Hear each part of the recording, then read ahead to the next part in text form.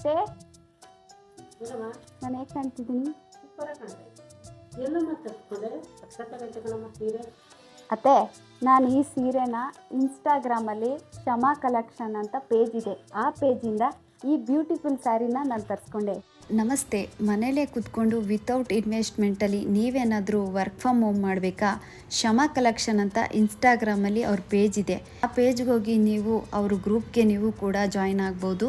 ಮತ್ತು ಕಮ್ಮಿ ಬೆಲೆಯಲ್ಲಿ ಪ್ರಾಡಕ್ಟ್ಗಳನ್ನ ಅವರು ಗ್ರೂಪಲ್ಲಿ ಹಾಕ್ತಾರೆ. ನೀವು ಕೂಡ ಅವ್ರ ಹತ್ರ ಪರ್ಚೇಸ್ ಮಾಡಿ ರೀಸೇಲ್ ಮಾಡ್ಬೋದು. ನೀವು ಕೂಡ ಮನೇಲೇ ಕೂತ್ಕೊಂಡು ಅರ್ನಿಂಗ್ಸ್ ಮಾಡ್ಬೋದು.